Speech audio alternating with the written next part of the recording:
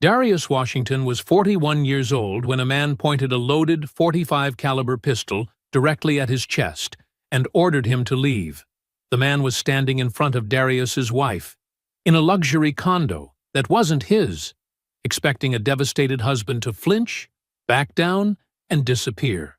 What he got instead was silence, and then a laugh. Not nervous, not disbelieving. The slow, genuine laugh of a man who had just been handed exactly what he needed. Because Brett Calloway had made one catastrophic miscalculation. He had spent months sleeping with another man's wife, stealing from another man's business, and building a plan he believed was airtight. He had profiled Darius Washington as quiet, overlooked, safe to destroy. He had no idea that the man standing calmly in front of that gun barrel had spent 12 years as a naval special warfare operator. What happened in the next 2 seconds, Brett never saw coming. And what Darius set in motion after that, Brett would never recover from. Before we jump into the story, comment where in the world you are watching from and subscribe, because tomorrow's story is one you need to hear. The pull-up bar was cold at 7 in the morning. Darius Washington didn't mind. He gripped the steel, breathed out, and pulled. His body rose and fell with the kind of easy rhythm that had nothing to do with effort. 41 years old, and his body still remembered every single thing the Navy had put it through. Some mornings that felt like a burden. Most mornings, it felt like a gift. The Cascade Heights neighborhood was waking up slow around him. A lawnmower 2 houses down. The smell of someone's charcoal catching early. A kid on a bike rolling past the gate at the end of the driveway, not noticing the man moving in the backyard with the quiet focus of someone who had once done this in the dark, in foreign countries, for reasons he still couldn't talk about at dinner parties. He did 25 more reps. Then he dropped to the grass, stood straight, and looked at the deck he'd built with his own hands 3 summers ago. Patricia had wanted one. He'd spent 4 weekends measuring, cutting, and hammering it into existence. Not because he had to, not because he was trying to prove something, because she wanted it. That was the whole reason. That was usually the whole reason. Darius Washington was not a complicated man, though people sometimes mistook him for one. He ran Washington Tactical Group out of a clean, well-organized office in downtown Atlanta, 3 days a week there, 2 days working from the study at the back of the house. The firm handled security consulting for government contracts and private sector clients, and it had grown from a one-man operation into a 12-person team through nothing but reputation and results. He drove a 7-year-old truck. He didn't own a boat or a vacation property. He wore the same style of plain, well-fitted clothes he'd been wearing since he got out of the service. He had been a Navy SEAL for 12 years. He did not talk about this at dinner parties either. The thing people noticed about Darius first was the stillness, not coldness. He was warm with people he trusted, easy to laugh, genuinely interested in other people's lives. But there was a quality underneath all of that, something settled and quiet and impossible to rattle, that made strangers choose their words more carefully than they expected to. His men at the firm called him Stillwater. He'd heard them say it once and never acknowledged it, which they understood completely. He had married Patricia Holloway 8 years ago, and he loved her the way he did most things that mattered, without announcement, without performance, in the steady daily language of action. He had moved Washington Tactical Group's main office downtown when she found the Buckhead location for her spa. He had put up $60,000 in seed capital without blinking, and backed a personal guarantee loan on top of it. He had built the deck. He had learned which wine she preferred with which meals, and he stocked both without being asked. He was not a man who needed credit for any of it. He just needed it to mean what he thought it meant. Patricia came downstairs at 10:15. Darius was at the kitchen island with his second coffee, reviewing a contract proposal on his laptop. He looked up. She was dressed in a silk blouse he'd seen in a shopping bag 2 weeks ago, still creased from the fold. Dark trousers, heels that were not errand shoes. Her hair was done. Her earrings were the small gold ones she saved for evenings out. "I'm meeting a client," she said, picking up her keys from the hook by the door. "Might run a few errands after." She crossed to him and kissed his cheek. The perfume was the good one. "Okay," he said. She smiled. Bright. Easy. The smile she'd had since the day he met her. And then she was out the door. He heard her car start in the driveway, heard it back out and move down the street until there was nothing. He looked back at his laptop. He did not catastrophize. He was not built for it. What he was built for was observation, retention, and patience. And so he simply filed what he had seen the way he filed everything, clean and precise, in the part of his mind that kept records without being asked to. He spent the rest of the day working. Patricia came home at 6:40, vague about the afternoon. The client had run long. She'd grabbed food while she was out. She seemed fine, relaxed even. She changed out of the silk blouse and asked him something about his week. And he answered, and the evening moved the way evenings move in houses where two people are comfortable with each other. He washed the dishes. She watched something in the living room. He was drying a glass when he saw it on the kitchen counter. A phone. Not her regular phone, which was on the arm of the couch. A second phone, smaller, older model. Screen still lit. Unlocked. He set the glass down. He picked up the phone. Read the first message. Read the second. "Keep Darius calm through Q3. We can't have him looking at the account before the transfer clears." He set the phone back down. Exactly where it had been. Exactly the same angle. He walked to the garage and closed the door behind him. He sat down in the dark. The garage smelled like motor oil and dry concrete. Darius sat in the dark with his hands on his knees and did not move for a long time. He was not panicking. Panic was something that happened to people who hadn't been prepared for bad information. He had spent 12 years being handed bad information in bad places and learning to sit inside it without flinching. The training didn't leave. It just went quiet until you needed it. He ran the messages again in his mind, word for word, the way he'd been trained to hold intelligence, exact, unembellished, stripped of everything but what was actually there. Keep Darius calm through Q3. We can't have him looking at the account before the transfer clears. Not, "I miss you." Not, "When can I see you?" That was the part that mattered. That was the part he sat with in the dark until he understood its full shape. An affair he could have read in those messages and still recognized it as human. Weak, painful, human. People made that particular mistake all the time. But that was not what those words were. Those words were a schedule, a coordination, a we that had a plan attached to it. Someone had looked at his marriage and seen a timetable. He breathed in. He breathed out. He went back inside, washed his hands at the kitchen sink, and watched the last 20 minutes of whatever Patricia had on in the living room. When she said she was going to bed, he said he'd be up in a little while. She kissed him on the top of his head, on her way past. He did not sleep much. But he lay still the whole night. The days that followed were an exercise in a particular kind of discipline. Darius did not confront her. He did not ask questions she might remember later. He watched. He had spent years in environments where the wrong reaction got people killed, and he understood that the most dangerous thing he could do right now was let her know what he knew. Information was only useful as long as the other side didn't know you had it. Patricia was good. He had to give her that.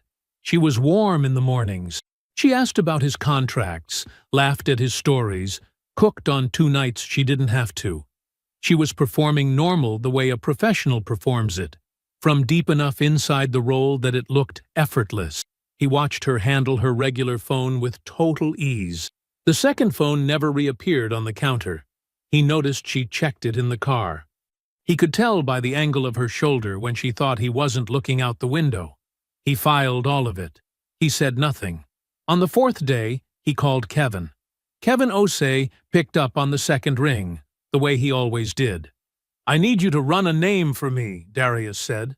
"Brett Calloway, Atlanta area. Real estate, I think." A short pause. Kevin didn't ask why. That was one of the things Darius valued most about him. He understood the difference between questions that helped and questions that just filled silence. "Give me a day," Kevin said. It took him 18 hours. Brett Calloway, 44 years old. Real estate developer operating out of a Buckhead office.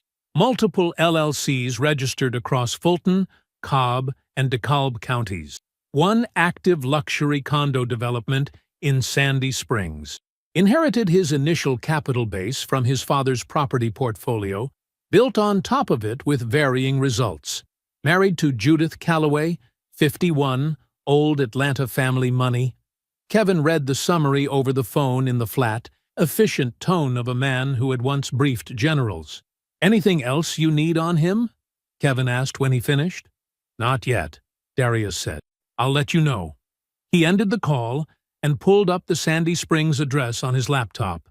The development was called the Marlowe, 16-story glass building, still under construction on its upper floors. Model units open on floors 3 and 4. The website had renderings of interiors that looked expensive and deliberately anonymous. He thought about the messages again, the account, the transfer. He thought about the silk blouse and the good perfume on a Saturday morning. He thought about 4 weekends with a measuring tape and a miter saw, building something with his hands because she wanted it. Then he stopped thinking about it and started watching. He confirmed the pattern in 3 days. Tuesday, Thursday, Saturday. Patricia told him Tuesday she was visiting a supplier. Thursday was a client consultation. Saturday was errands. Each time she drove to the same address in Sandy Springs. Each time she stayed between 40 minutes and 2 hours. Each time she came home relaxed and easy, with a story at the ready. He watched her pull out of the driveway for the 4th time on a Thursday afternoon. He sat in his truck at the end of the block and watched her taillights disappear around the corner. He waited 5 minutes. Then he started the engine. He called no one. He drove alone. The Marlowe had no doorman on weekday afternoons. Darius walked in through the side entrance off the parking structure, the one that fed into the stairwell. A laminated sign on the door said, "Model Units, floors 3 and 4. Welcome." He took the stairs. Old habit. Elevators boxed you in and announced your arrival. Stairs gave you a few extra seconds of information before anyone knew you were there. His footsteps were quiet on the concrete. Not careful quiet, the kind that betrayed effort. Just quiet. The way he moved through every room he'd ever entered in a professional capacity. Present, unhurried, reading the space as he went. 4th floor. The stairwell door opened into a carpeted hallway that smelled like fresh paint and manufactured air. 4 unit doors, all closed except the one at the far end. That one stood open about 6 inches. Light inside. Voices. Low. He walked to it and pushed it open. The model unit was staged to look like someone lived there. Pale gray furniture. Pendant lights over a kitchen island that had never been cooked in. A floor-to-ceiling window looking out over Sandy Springs. The afternoon sun cutting sideways through it and landing in a long, bright stripe across the floor. Patricia was standing near the window. She saw him first. The color left her face so fast it was like watching a switch flip. Her mouth opened, and nothing came out. Her hand, which had been resting on the kitchen counter, dropped to her side, like it suddenly weighed too much. Brett Calloway was standing between the island and the living area, closer to the door. He was bigger than his photos, thick through the chest, red-faced in the way of men who spent time outdoors doing things that weren't exercise. He wore a collared shirt with the sleeves rolled up, and the particular posture of a man who had never once considered that the energy in a room might not bend toward him. He looked at Darius. Then he stepped forward. "This is private property," he said. His voice was loud, louder than it needed to be, the way voices got when they were trying to do the work that confidence was supposed to do. "You need to turn yourself around." Darius didn't stop walking. Brett's right hand moved under his jacket. And then there was a .45 caliber pistol pointing at Darius's chest. I said, "Don't move." The room went completely still. And then Darius laughed. It wasn't a short laugh or a nervous one. It came up from somewhere low and real, warm and unhurried. The laugh of a man who has just received news he was already expecting, but finds genuinely funny anyway. It filled the staged, paint-smelling room and bounced off the gray furniture and went all the way to the window where Patricia was standing with her hand still at her side. Brett's jaw tightened. I said, "I heard you." Darius was still walking. Not fast, not charging. Just walking, the same way he'd come down the hallway, the same way he'd come up the stairs. Your fingers on the trigger. That's how accidents happen. Brett's eyes dropped. Not all the way, just a fraction. Just the small, involuntary glance of a man whose attention had been redirected by the thing he was least expecting to hear. That fraction of a second was exactly enough. Darius's left hand came up and across, not grabbing, redirecting, steering the barrel upward and outward in one smooth motion, away from anything with a person behind it. His right hand found Brett's wrist at the same moment, and he applied the specific leverage that didn't require strength, just geometry, and the precise understanding of where a joint was not designed to bend. Brett made a sound, short and sharp, not quite a word. The gun came free. Darius stepped back. The whole thing took about 2 seconds. He dropped the magazine out of the grip. It hit the carpet. He racked the slide, and the chambered round tumbled out after it, landing near the baseboard. Then he set the disarmed pistol on the kitchen counter. Gently, without drama, the way you set down a glass you're done with. Brett was cradling his wrist against his chest. His face had gone a different kind of red. His breathing was loud, and his eyes were moving in the unfocused way of a man whose body was trying to understand what had just happened while his brain was still 2 seconds behind. Patricia had not moved. Her hand was over her mouth now. Darius looked at Brett. 12 years, he said. Naval Special Warfare. He let it sit there for a moment, plain and uncomplicated. You pulled a gun on the wrong man. Then he turned to Patricia. He looked at her for a moment, not with rage, not with the shaking, wet-eyed grief of a man coming apart. He looked at her the way you look at something you've just understood completely. Finished, resolved, a question that no longer needs asking because you already have the answer. Her eyes were filling. She started to say his name. He turned and walked out. In the elevator going down, alone, his face changed, just for a moment. Something moved across it that wasn't strategy and wasn't discipline. Something private and heavy and very old. He let it be there for the length of one floor. Then the doors opened. He crossed the lobby. He pushed through the side door into the afternoon. He sat in his truck for a moment. Then he picked up his phone. "Dot," he said when she answered, "I need to come see you." She was on the porch when he pulled up. That was Dot. She didn't ask questions over the phone, didn't make you explain yourself twice. She heard what she needed to hear in the spaces between words, and then she was ready when you arrived. A glass of sweet tea sat on the small table beside her chair, already poured. Another one sat across from it. Darius climbed the porch steps and sat down. Dot looked at him. Really looked, the way she always had. The way that made him feel 12 years old and 41 at the same time. She didn't say anything yet. She picked up her glass and waited. He talked for a long time. He told her about the second phone. about the screen still lit on the kitchen counter, the two messages, the way he'd read them and set the phone back down exactly as he found it. He told her about the name, Brett Calloway, and about the 4 consecutive trips Patricia had made to Sandy Springs.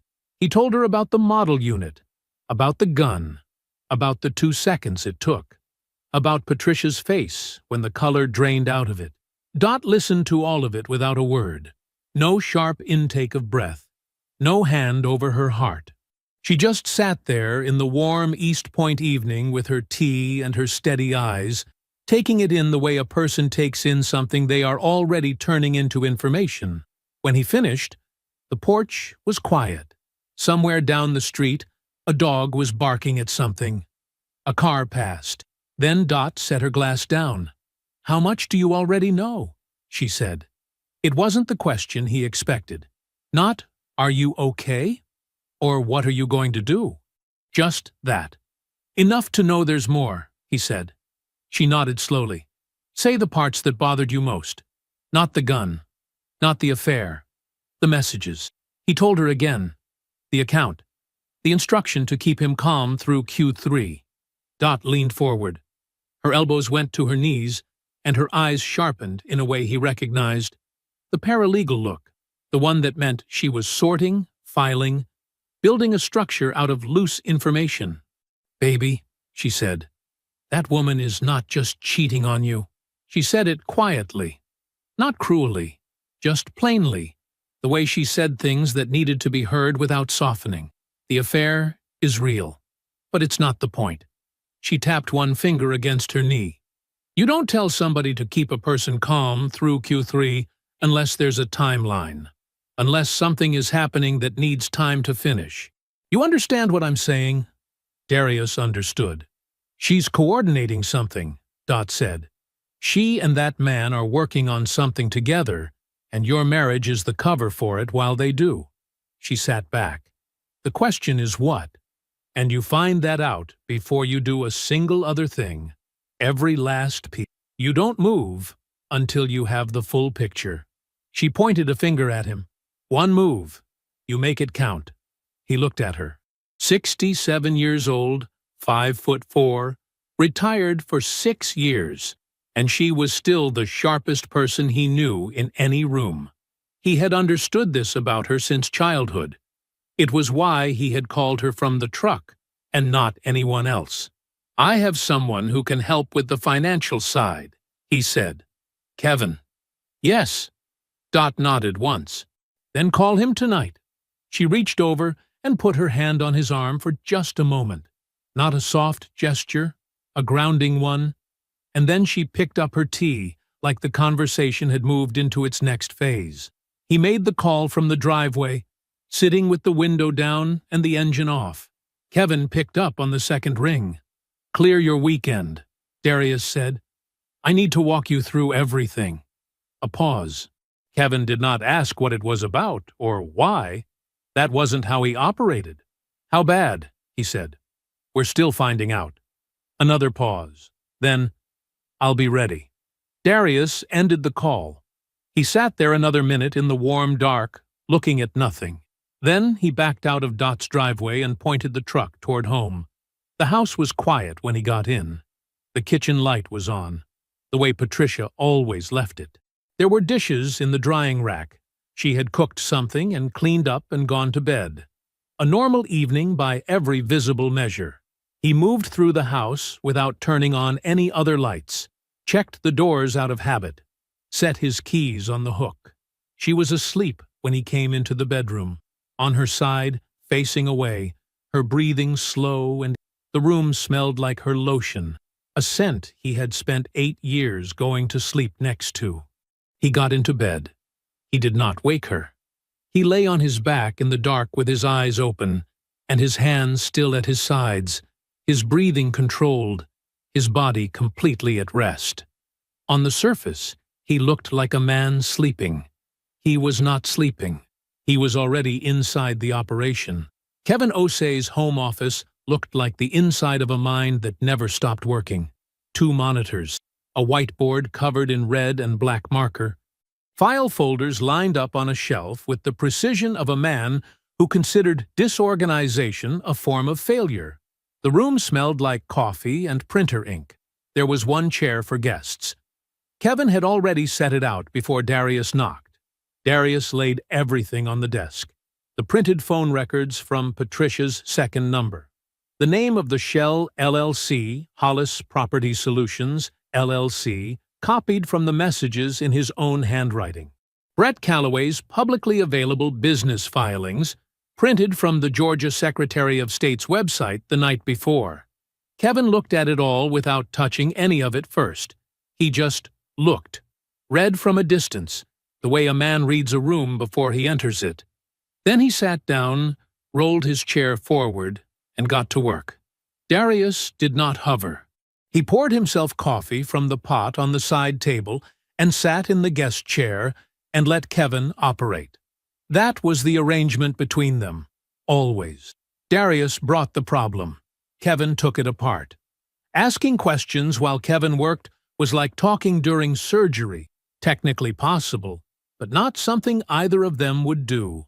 The first hour was quiet except for the sound of typing and the occasional scratch of a marker on the whiteboard. Kevin pulled Patricia's second phone activity and cross-referenced it against a separate window. Washington Tactical Group's business account records, pulled from the firm's internal system. He was looking for overlap. Dates, amounts, patterns. He found the pattern inside 90 minutes. He didn't announce it. He just picked up a red marker and wrote a number on the whiteboard. $118,000. Then he sat back and let Darius read it. Over 26 months, Kevin said. His voice was even, professional. Small increments, 1,200 here, 3,000 there. Nothing that would trip an automatic flag. Moved out of the business account Patricia co-signed during the refinance 3 years ago.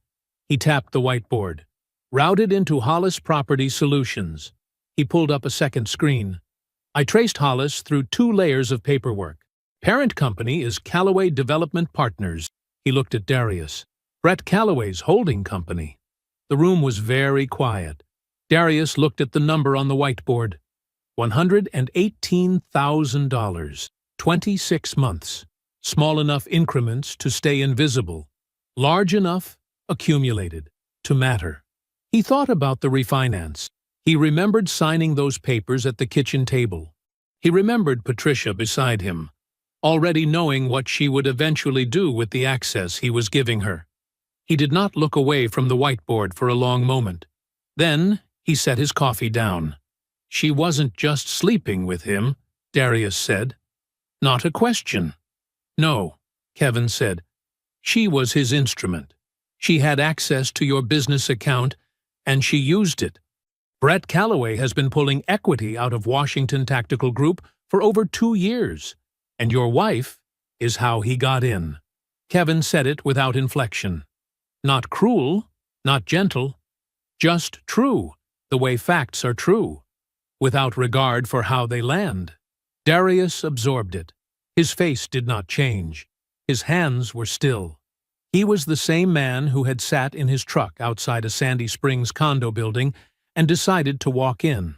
The same man who had held his breathing steady while another man pointed a gun at his chest. The wound was there. It was deep, and it was real, but he did not let it come up to the surface. Not here. Not yet.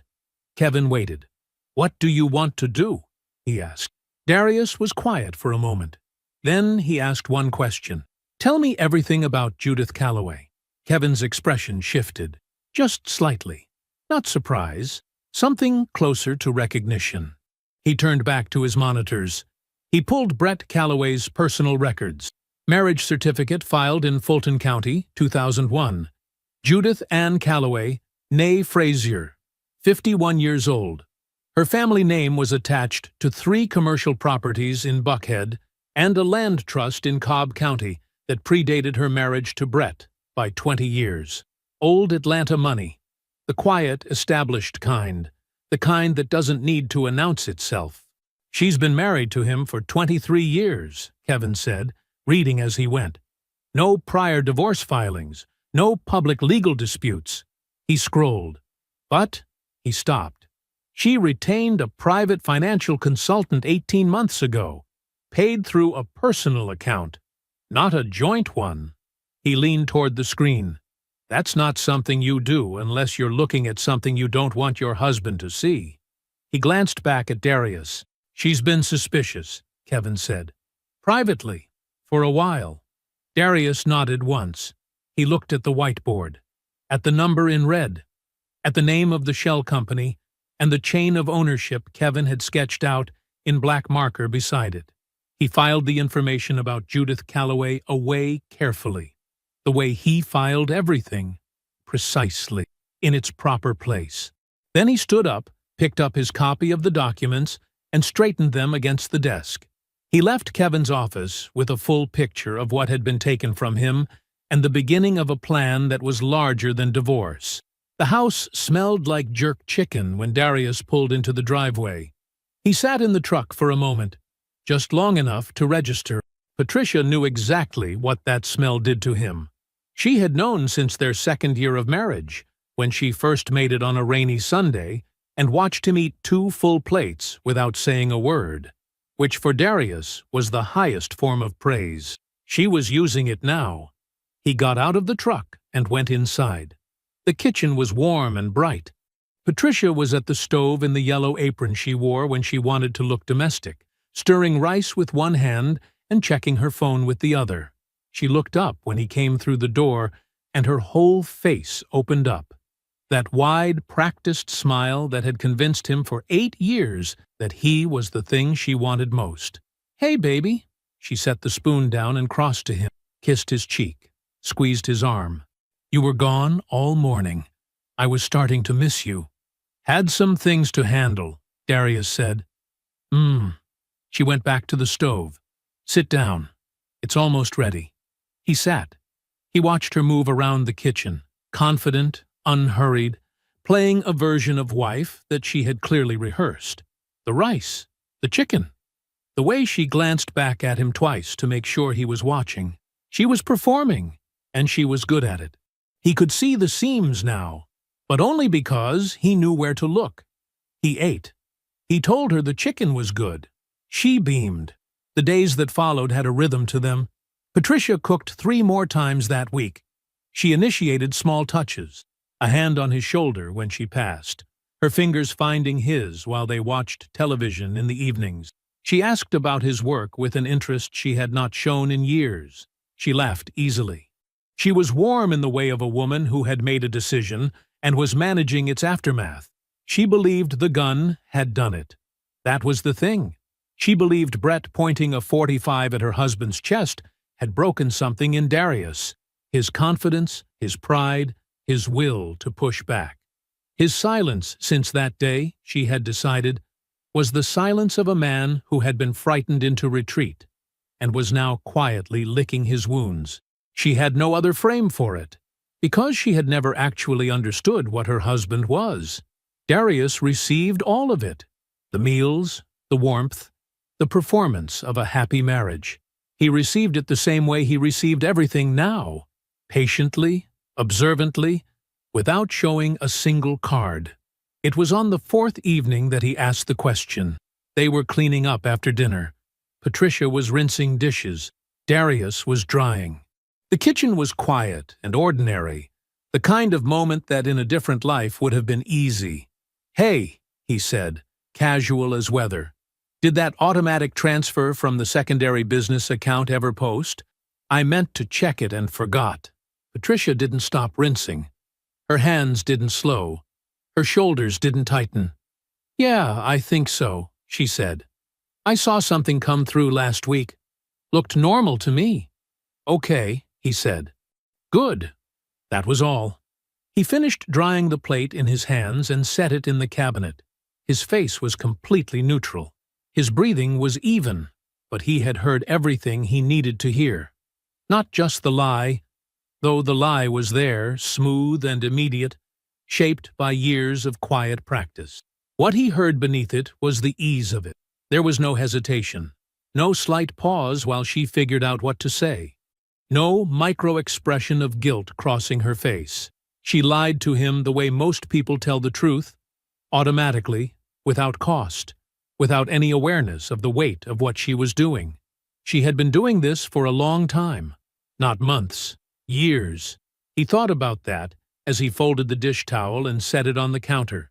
He thought about how many conversations they'd had in this kitchen, how many quiet evenings that had felt like peace but were something else, how many times he had taken her word for something and never once thought to question it, because he was the kind of man who did not assume the people he loved were working against him. She had known that about him. She had counted on it. He said goodnight at 10 o'clock. She kissed him and said she'd be up soon. He went to the home office and closed the door softly behind him.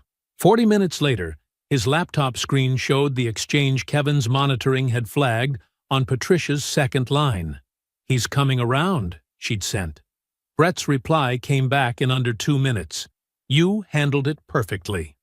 Darius read both messages once. Then he picked up his phone and called Aunt Dot. She answered on the second ring. "How are you holding up?" she asked. He leaned back in his chair, looked at the ceiling for a moment. "She's not a stranger anymore," he said. "That's the part that helps." Dot was quiet on the other end.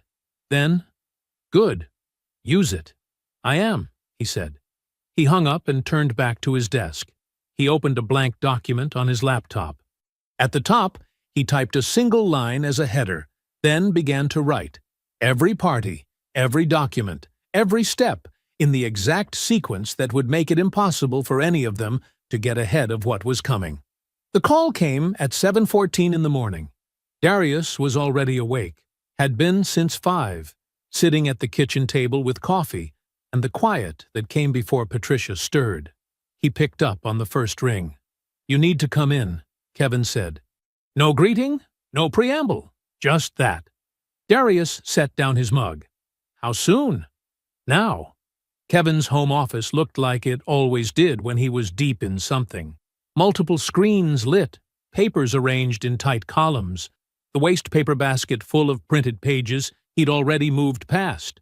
He was standing when Darius arrived, which was unusual. Kevin was a man who sat when he worked. Standing meant he hadn't been able to sit. He pointed at a document on the center screen without saying anything first.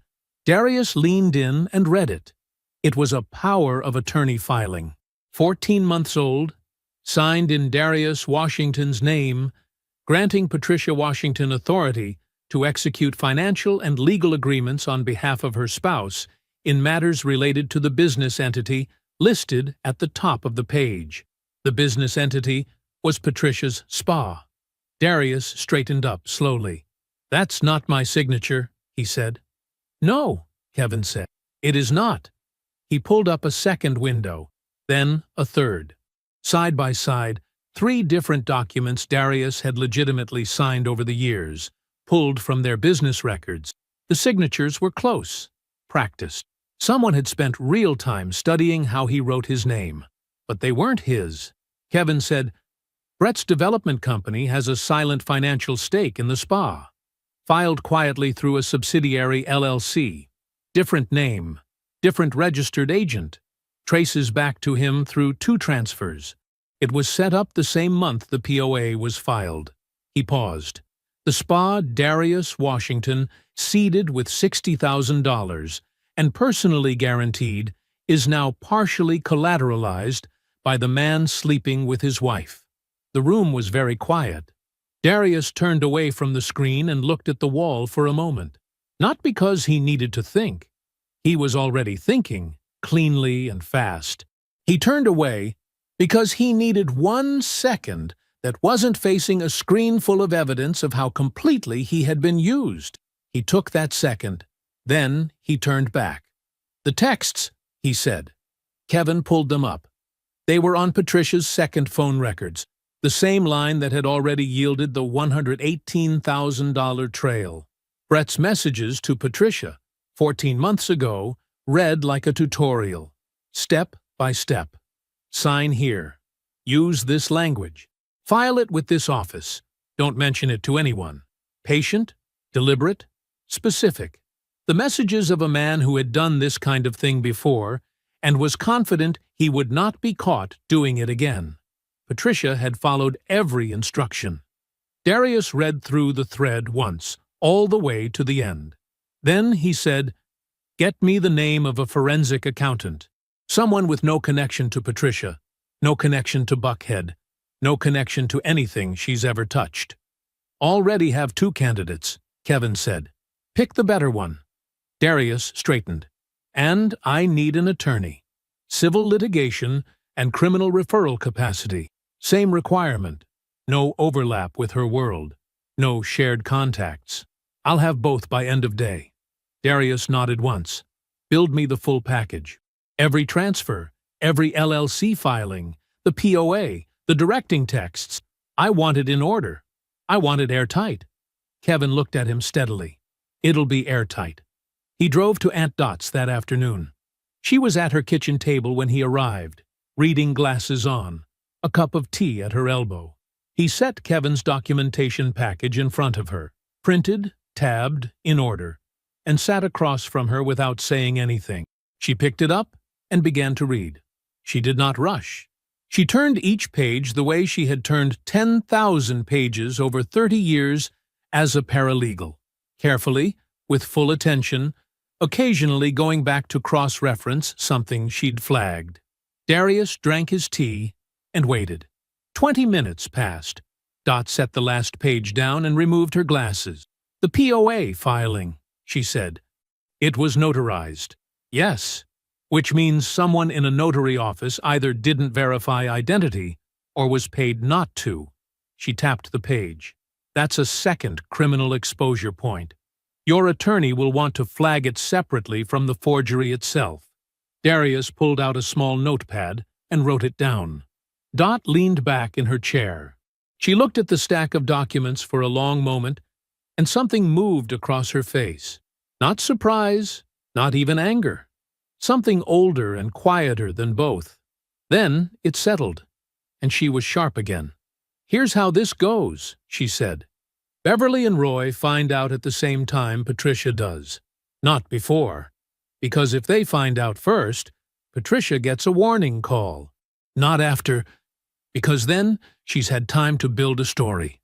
Dot's voice was even and precise. "Everyone learns it in the same room, at the same moment, from you. That way there's nothing to retract and nowhere to run." Darius wrote that down too. They went through the rest of the sequence together. The attorney, the forensic accountant, the filing order, the timing. Dot asked 3 more questions, each one catching something Darius had not yet fully mapped. He answered them. She refined the plan. When they were done, he gathered the documents and returned them to the folder. He drove home. Patricia's car was in the driveway. The lights were on in the kitchen. He went inside, greeted her, and after dinner he picked up his phone and typed, "Can you clear Saturday? I'd like to have your parents over for dinner." Her reply came back in 4 minutes. "Yes! That sounds so good, baby. I'll call Mama tonight. I'm really glad you said that." He read it once, set the phone face down on the desk, and went to bed. Beverly and Roy Holloway arrived at 6 o'clock exactly. Beverly was the kind of woman who was never late. She considered it a form of respect, and she extended that courtesy even to casual dinners. She came through the front door in a burgundy dress, Roy behind her in a collared shirt and slacks, both of them carrying the particular energy of people who had been told things were getting better and wanted to believe it. "Something smells wonderful," Beverly said, pulling Darius into a hug. She was warm the way Patricia was warm, practiced, deliberate, genuine enough that you didn't question it until you had a reason to. Roy shook Darius's hand, firm. He was a quiet man, a retired high school principal, and he had always respected Darius in the way of men who recognize steadiness in others. "Good to see you, son." "Good to see you both," Darius said. "Come on in. Dinner's almost ready." The table was set properly. 4 places, then a 5th that Darius added without comment. The food was already on the stove. Smothered pork chops, rice, collard greens. He had been cooking since 2 in the afternoon.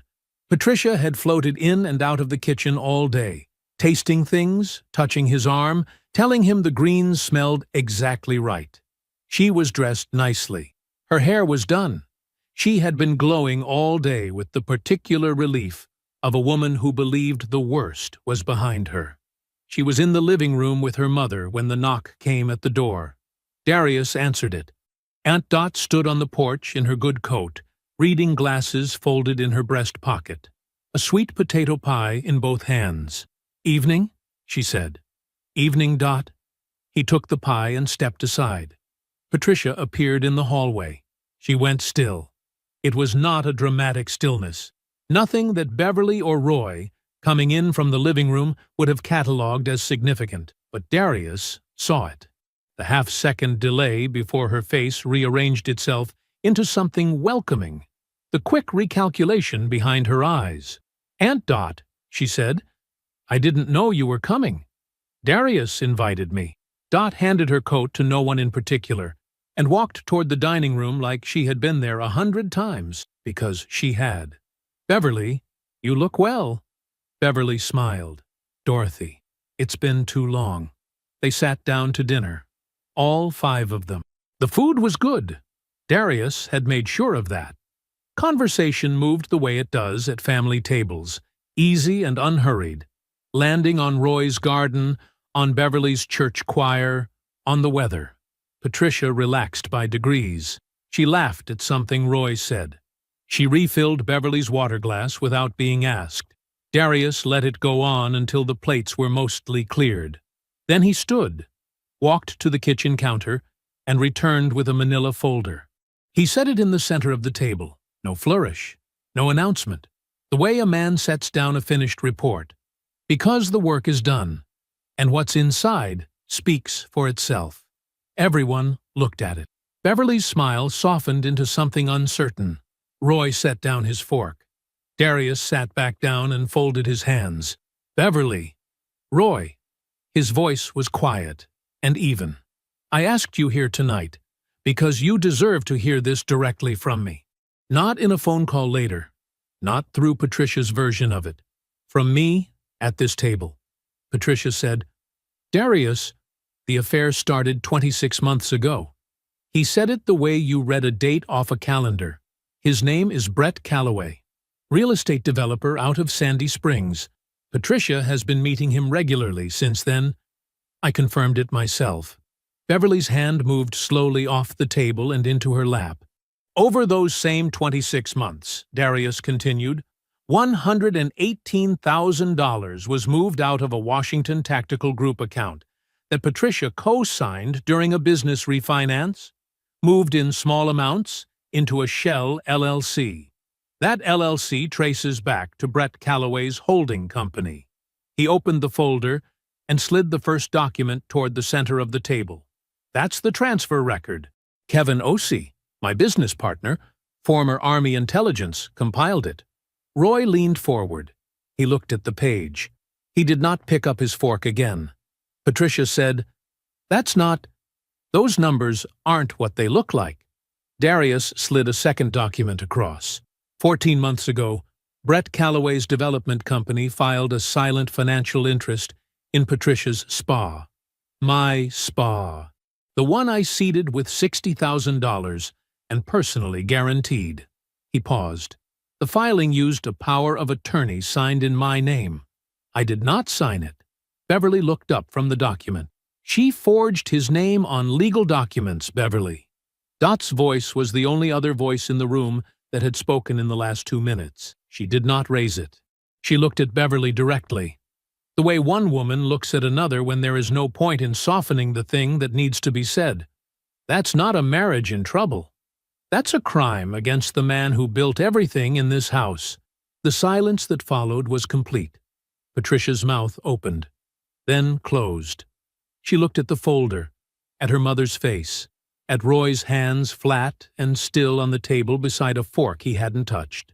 She looked at Darius. There was nothing left to say that the documents hadn't already answered. Brett Calloway slept well on Sunday night.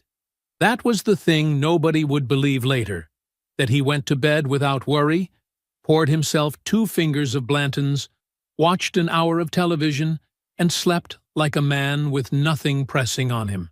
He had texted Patricia twice over the weekend and gotten nothing back, but that wasn't unusual. Sometimes she went quiet for a day or two. It was part of managing the situation. He understood that. He woke at 7:30, showered, put on a charcoal blazer over a white Oxford because he had a sight walk at 11 in Alpharetta, made coffee in the kitchen of the Sandy Springs condo he kept for work, or that was what he told people it was for, and stood at the floor-to-ceiling window watching the morning traffic stack up on 400 below. He was feeling good. The Dunwoody project had cleared its final permit. A new investor had come in on the Brookhaven build. Things were moving. His phone rang at 8:52. It was Gerald, his attorney. Brett set down his coffee. Gerald did not call before 9 unless something required it. "Gerald, what's up?" "Brett, I need you to sit down." "I'm standing." "Talk to me." Gerald's voice had the particular flatness of a man choosing his words the way you choose your steps crossing ice. "A forensic accounting complaint," he said, "filed Friday afternoon with the Georgia Secretary of State's office. It named Brett's holding company directly. Fraudulent asset transfer. Forged documentation." And attached to the complaint, this was the part where Gerald's voice dropped even further, were printed text message records. "What text messages?" Brett said. Gerald read him 2 of them. Brett recognized them immediately, word for word. His own words, sent from his own phone 14 months ago, walking Patricia through the power of attorney filing step by step. He set his coffee cup down on the counter very carefully. "Who filed it?" he said. "The complainant is listed as Washington Tactical Group, LLC. Gerald paused. "Brett, who is Darius Washington?" Brett didn't answer that. He was still standing at the window when the lobby called up at 9:24 to say there was an attorney in the building asking for him by name. Not Gerald. Someone he had never heard of. He told the lobby to send her up. She was a woman in her mid-50s, dark suit, leather briefcase, the particular composure of someone who has delivered bad news so many times it no longer affects her posture. She introduced herself as counsel for Judith Calloway. Brett went cold in a way the morning coffee hadn't prepared him for. She didn't sit down. She didn't ask him to sit down either. She handed him an envelope and stood quietly while he opened it. Judith had filed for divorce. Friday morning, before the Secretary of State complaint, he registered numbly, which meant 2 separate things had been filed on the same day, from 2 different directions, and neither of them had anything to do with the other. The filing included a fraudulent transfer claim. Judith's own forensic accountant, the letter noted, had been working for 2 weeks. The claim was comprehensive. All joint and business accounts were frozen effective that morning. The filing sought the primary residence in Buckhead, the lake property in Rabun County, and all documented liquid assets. "Mrs. Calloway has no interest in communicating directly," the attorney said. "If you have questions, direct them to me." She left a card on the kitchen counter and showed herself out. Brett stood in the middle of the condo, the document in his hand. The window behind him. Atlanta 30 floors below, going about its morning like none of this was happening. He called Patricia. It rang 4 times and went to voicemail. He called again. Voicemail. He texted her. "Call me. Now. It's bad." The 3 dots appeared. Then disappeared. Then nothing. The knock at the door came at 9:47. A courier in a polo shirt, clipboard, padded envelope. Brett signed for it without thinking. He closed the door and looked at the return address. No company name, just a name. D. Washington. He opened it. 1 sheet of paper. Personal letterhead. Clean, minimal. The kind a professional man uses when he wants to make sure the document looks like what it is. 3 sentences, printed in plain black type. The gun didn't work. Neither will anything else. I suggest you contact a criminal attorney before noon. Brett read it twice, then a 3rd time. He called Patricia again. Nothing. He stood in the kitchen of his Sandy Springs condo for a long moment. Then, without entirely knowing why, he walked down the hall and took the stairs to the 4th floor and let himself into the model unit with his passkey. The room was exactly as it had always been. Staged furniture, clean lines, a kitchen counter where a disarmed .45 had once sat beside a dropped magazine, and a single brass round on the carpet. Brett stood in the middle of the room. He thought about the laugh. He had told himself, in the days after, that it was a bluff, that it was the kind of noise a man makes when he is scared and trying not to show it.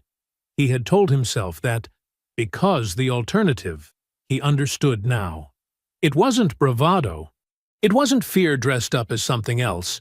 It was the sound of a man who had walked into this room already knowing how it would end. A man who had been handed the opening move of a game he had already finished. Brett Calloway stood alone in the model unit and stared at the kitchen counter, and understood, completely, what that laugh had meant. The law moved the way Darius always knew it would. Not fast, but sure. His attorney filed the criminal referral the Monday after the Secretary of State complaint. The DA's office picked it up within a week. The text messages did most of the work.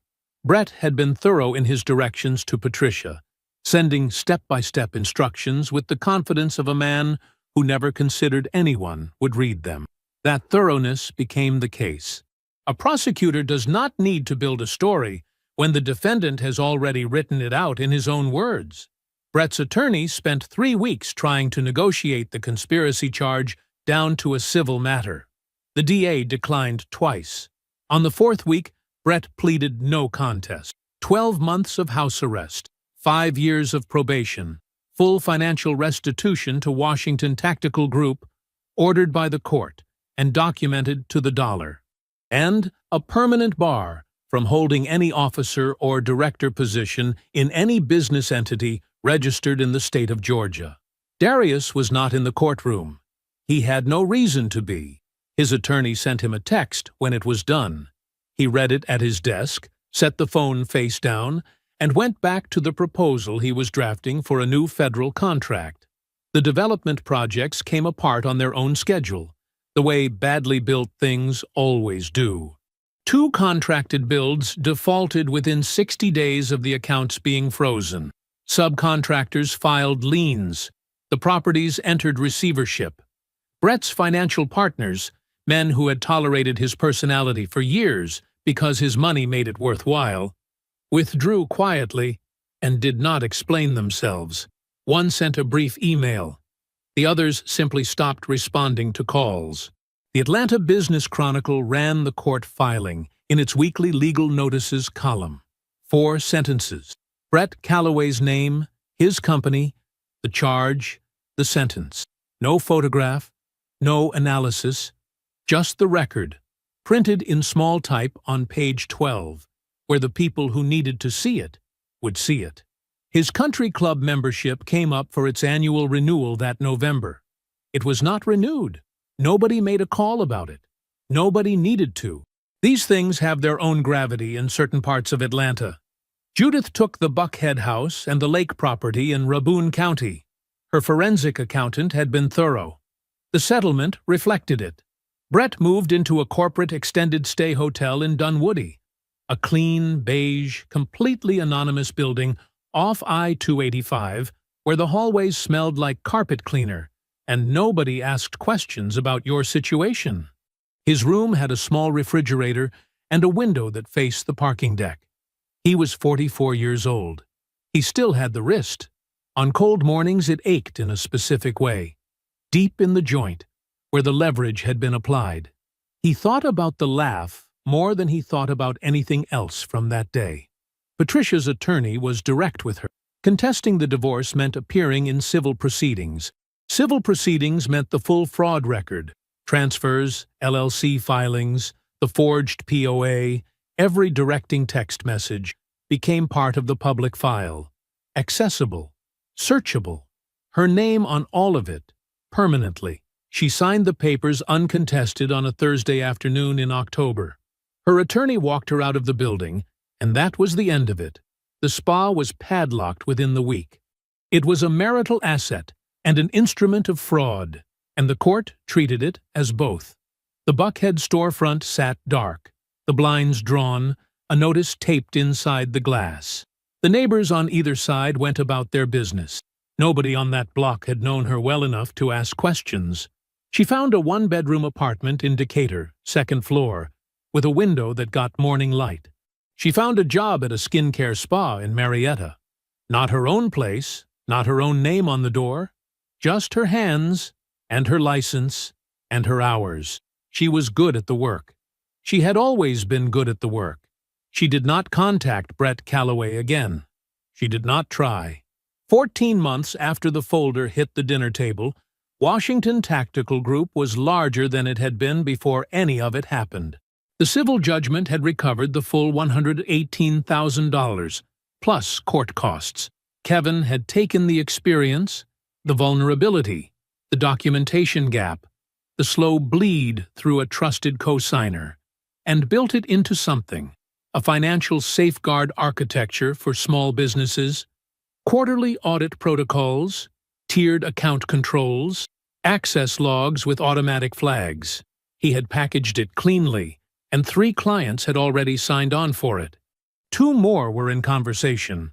"Turn the wound into the product," Kevin had said, and Darius had looked at him for a moment and then nodded, because that was exactly right. Darius had sold the Cascade Heights house in the spring. He held no particular grief about it. It was square footage he had never needed, in a version of his life that no longer existed. He bought a smaller place in Vine City. Proper garage. A backyard that was manageable. He had built the deck himself over 3 weekends in June, measuring twice, cutting once, doing it the way he did everything. On a Sunday evening in late July, Darius sat on the deck he had built. The air was warm and still. Kevin sat nearby, a beer loose in his hand, not talking about anything in particular. From inside the house came the sounds of Aunt Dot in the kitchen. Cabinet doors, a pot, the low hum of a woman who expressed love through the act of feeding people, the smell of something good drifting out through the screen door. Kevin looked over at him. "You good?" Darius was quiet for a moment. He looked out at the yard, not toward anything he was still reaching for. Just out. Even. Present. "Yeah," he said. "I'm good." He meant it. I hope you enjoyed that one. Be sure to like the video and subscribe so you don't miss the next story. I've picked out 2 more for you that I think you'll really like.